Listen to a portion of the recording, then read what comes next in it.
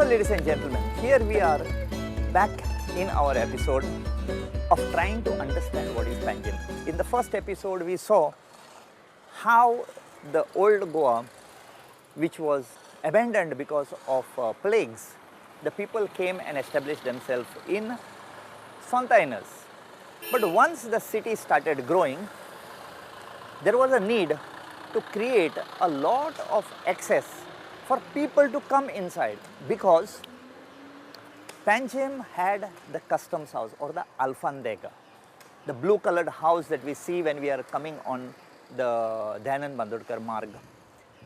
And Panjim was just one small ward of Taliegaon village. Today the equation has gone the reverse way. Today Panjim is the capital, it is a city, while Taliegaon is become a village. Now it so happened that where I am standing today, in a place which we call as Tonka in Miramar or in Karandale, was a very deep jungle. This was a fully marshy land. There were a lot of wild animals here, snakes in this place. And the people from Taliegaon who were walking all the way up to the custom house or the Alfandega, they would have to travel through here, which was a very, very marshy land, like I said. So in the year 1854, they went to the governor who was here, the Viceroy, Torres Novas, and they requested him. He says, please, we are traveling all the way from Taliegaon up to Panjim. Will you please make a proper road for us? And yes, the governor accepted their wish. And what he did was, he ordered that a road be constructed from Don Bosco's today right up to Donapal, passing from here. Now behind me, you can see a pillar over here. Every day we pass, but we do not know what this pillar is about. Where we are standing and where this pillar is today. And for your information, there was another pillar. The other pillar was on the other side of the road, where the agricultural mechanical wing is. This was demarcating the border between Panjim and Taliegaon.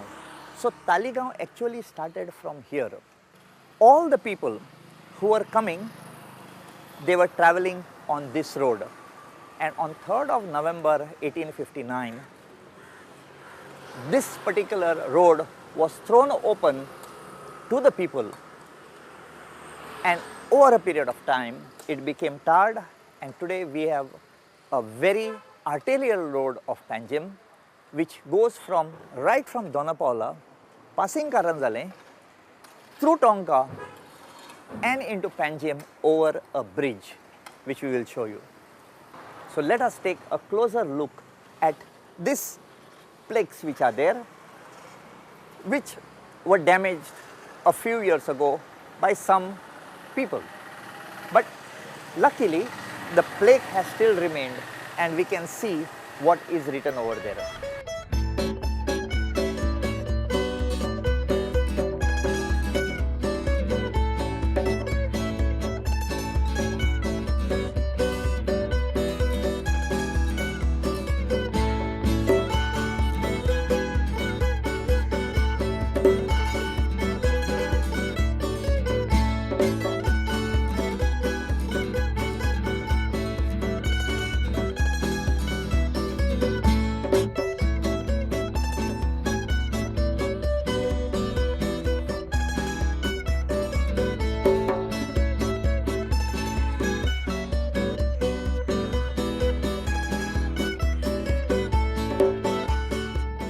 What you see behind me over here is one of the 5 bridges which were built to connect the main Panjim area to this marshy land over here. I told you that Panjim, the original name was Pancham Khadi or Pahajan Kali. The Pancham Khadi or 5 creeks, could this be one? Because this is what we know today as the Santines Creek. But you can see that that particular bridge which is there, made out of load bearing stones, is still holding on. What was meant for just a bullock cart and horse carriage is today carrying huge tonnage of vehicles on this. So now we have seen one access from Taliegaon and Donapal into Panjim. We will now proceed and see the other access from Santa Cruz, which we know as Four Pillars.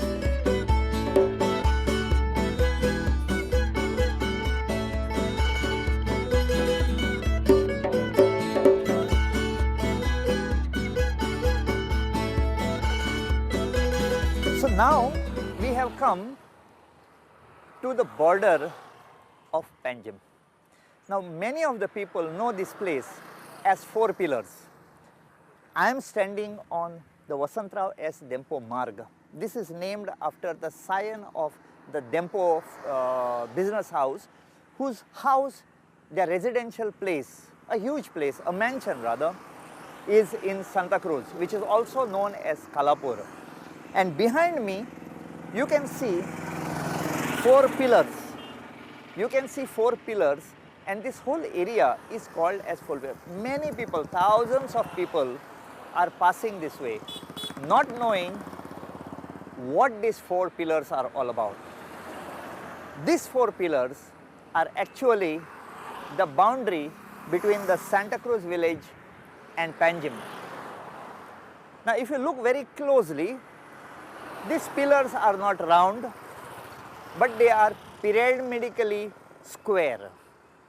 They have got a beautiful shape, and the road in between them is the one that leads to Santa Cruz and presently being used by all the vehicles. You can see the amount of vehicles that are passing, traversing to Goa Medical College or to the highway from here. These four pillars have got a beautiful history. They were supposed to have been built by Baron Kenkre or Baron Kenkro to welcome the Prince of Portugal when he came to sign the treaty with the Ranis.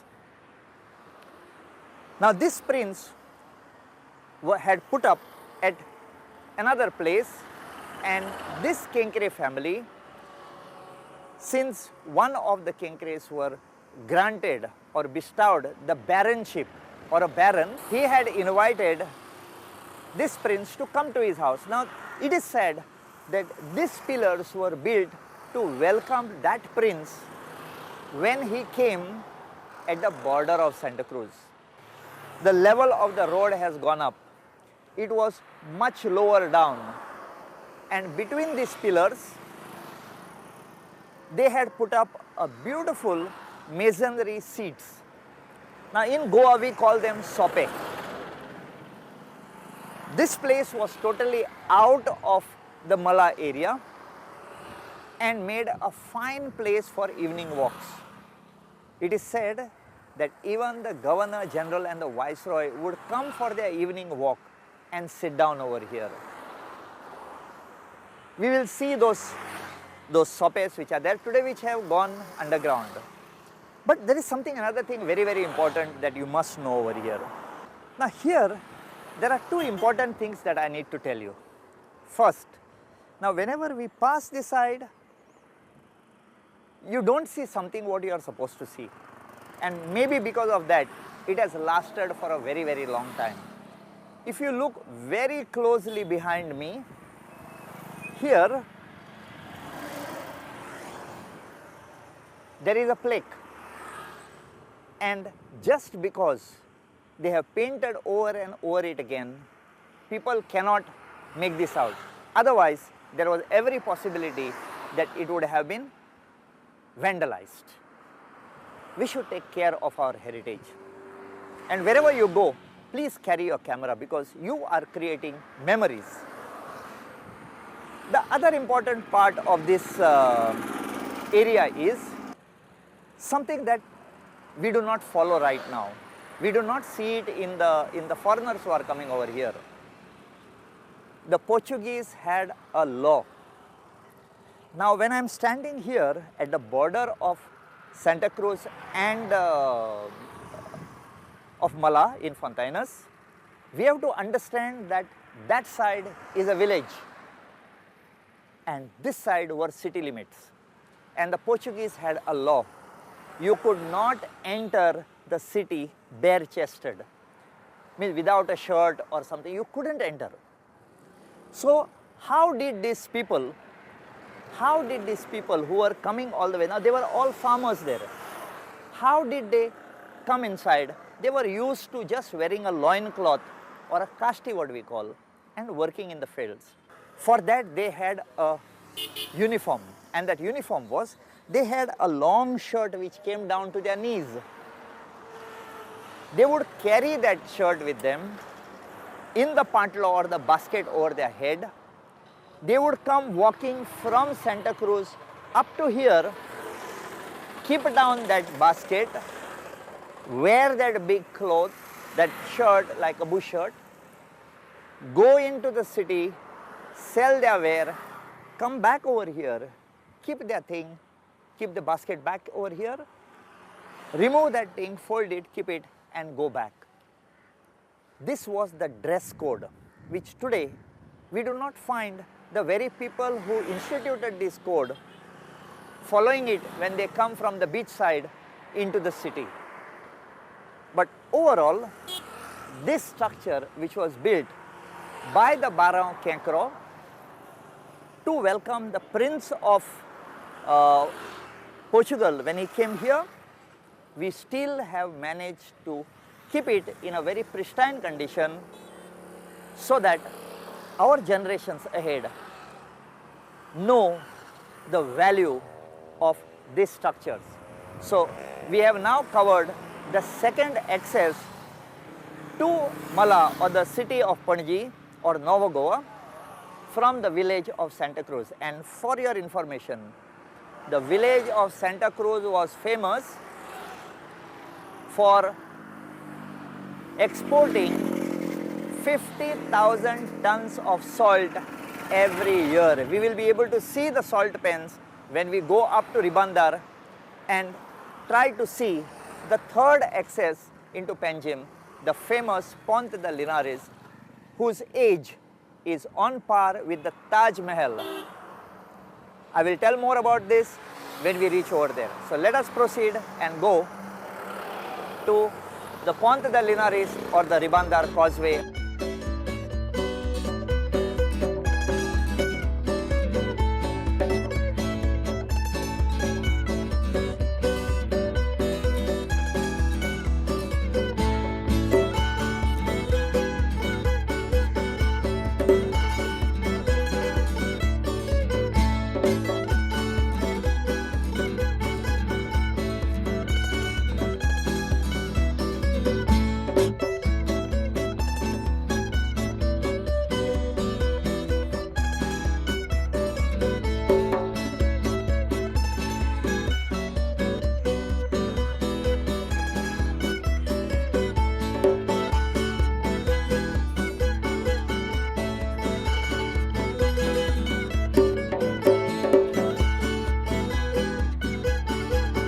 Right now, I am standing at the Panjim end of the Ponte de Linares or the Pato Bridge.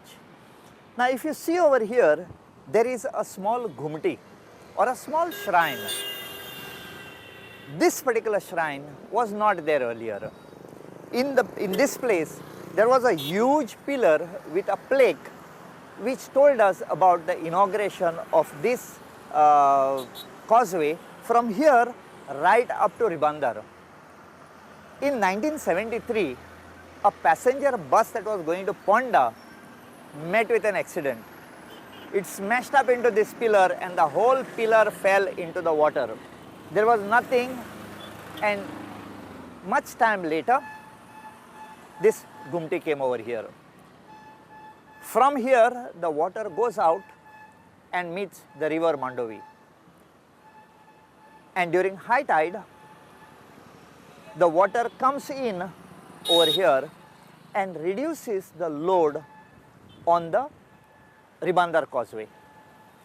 So what we will do is we will see on which part of Ribandar causeway the load of the high tide comes in.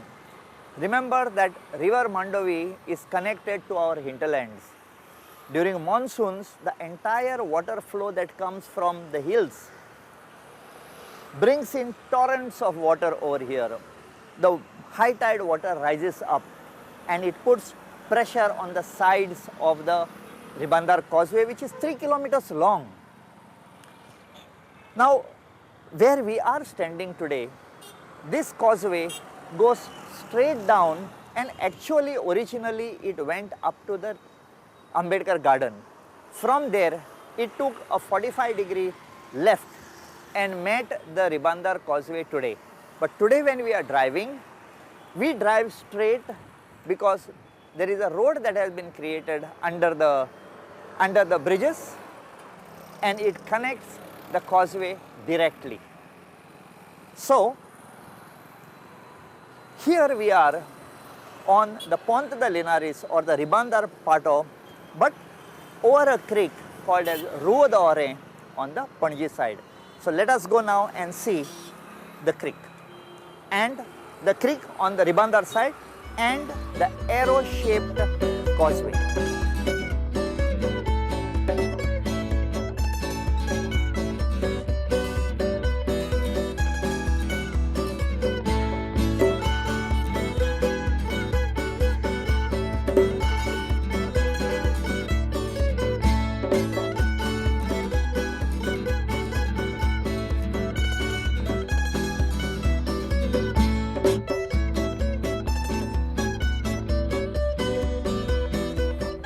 What we have come to see today is the very historic Pont de Linares. This is also called as the Ribandar Causeway or the Ribandar Pato. What is so historic about this place? Many things. First, it connected Ribandar to Panjim over a very marshy land which we call as the Khazan lands. Now, if this was very marshy, how come they built this particular one? Now, this is the ingenuity of the Jesuit order priests who were there in the College of St. Paul. Now, they were asked to carry out this job, and they did a superb job. What they did was, on this marshy land, which was very soft, they piled zambo trees. There is a tree called as a zambo tree. They used the barks of this and they hammered it inside to make the ground hard. And on that piled ground, they constructed this causeway. Now, what is a causeway? Is it a bridge? No, it is not a bridge. Causeway is an access or a pathway that has been constructed along the river, where one side there is water and on the other side there is marshy land. In Goa, they are very famous as Khazan lands. When they constructed this, it was the longest causeway in Asia. The distance from Ribandar to Panjim is 3026 meters or 3 kilometers and 26 meters. Why I call it ingenious? Because this was built in the year 1632 and completed in 1634. What is so important in the year 1632? That was the year that the Taj Mahal was started. The Taj Mahal was a contemporary of our Ribandar causeway. Our causeway got over within 2 years. That is 1634. The Taj Mahal took 22 long years and got completed between 1643 to 1644. And both are as important parts of history, that one is of India, the Taj Mahal, and the Ribandar causeway is to Goa. Now, did it end up over there? No, it didn't end up over there. When they constructed this causeway, they had a very futuristic plan to see to it that it lasted. What was built for horse carriages, bullock carts, and for people to go and come, after almost 350 years, it is taking the load of 10-wheel tires. Now they have been stopped, of buses, of thousands of cars that are traversing it every day. And anything has happened to it? No. But it is showing times of aging. So do you and me. When they built this particular causeway, it was 3.026 kilometers long. And they knew that the river Mandovi, which was to its north, would suddenly swell up during high tide and during the monsoon season, because the rains that would collect and come down from the rivers and the valleys that were there would put a huge load on this river. And the water, when it came, it rose above the normal levels. Now what would happen to a bridge if it was straight and a whole lot of water was putting pressure on it? It would topple over. We have seen one type of a bridge that was built, and within 16 years it collapsed on the Mandovi river. But here we have this bridge which was built with a technique which is amazing. This causeway was built not straight as it looks, but it is arrow shaped.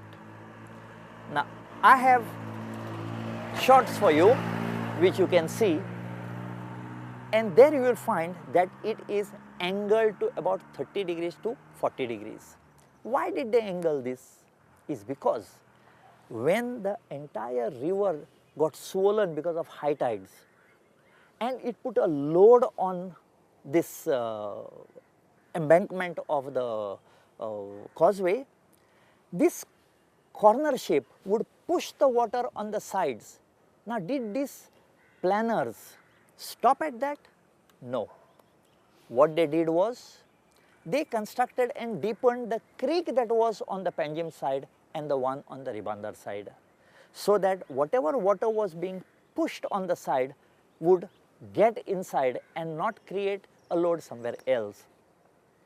This type of buildings, this type of assets that we have, the edifices that we have, are not showing any strains of pressure that it has come. Today, this river is silting, very badly silting. This whole causeway which is there, from Ribandar up to Panjim, what we know as Diuza Circle, there are only 3 openings to this. One is where they are catching fish, or they call it as a manas. Because there was a problem at the beginning of the bridge towards the Ribandar side, the PWD created a parallel bridge to it. Was it straight and as it is today, how we come and we go inside Panjim? No. It ended on the Panjim side with a culvert, or what we know as the old Pata of Panji, and it started from Panjim and ended near the Ambedkar garden, away from the river.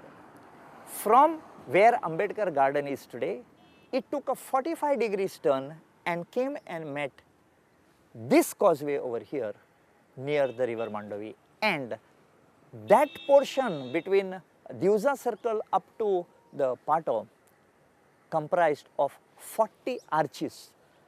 Now these arches, if you see, have got stones which are cut in V shape.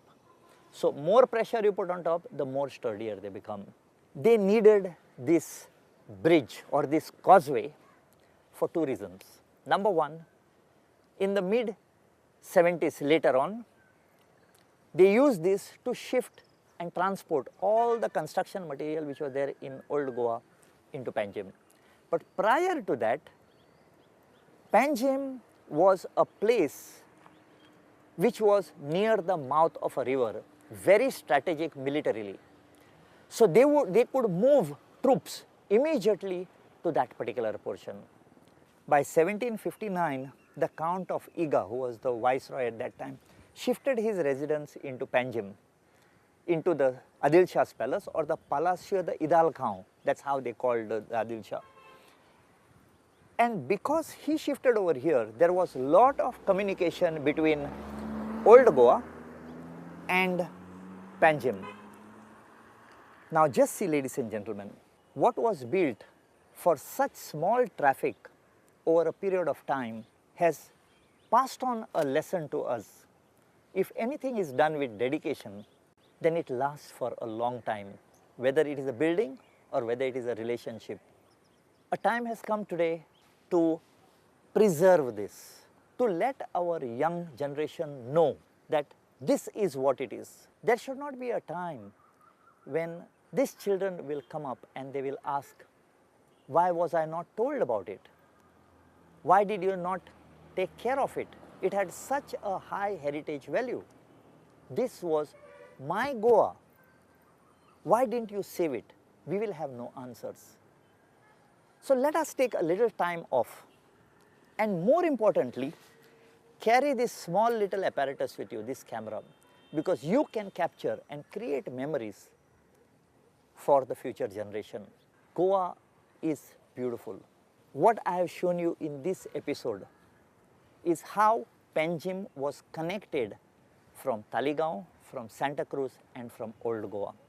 Whenever you have the time, come to these places, watch them, bring your children, because it is us who have to maintain our own heritage.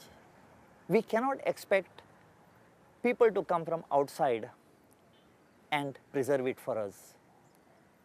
So let us be Goans and preserve this heritage which is so rich, which we will never be able to reproduce again. By saying this, we are coming to the end of episode number 2. Later on, we will go and see the salt pans which are there on the other side. I would like you to watch these programs, and I'm sure that you will have a lot of suggestions. You will have a lot of such type of heritage which we are not aware of. Our endeavor through Prudent is to bring to you and bring to the people of the world, to the Goans all over the world, the unseen or the lesser known aspects about Goa. So if you have any information, please write to us on the email that you see over here. But please do watch, and let us meet again for another episode about Panjim, and I'm sure that this is also a lesser known fact that you will come to know.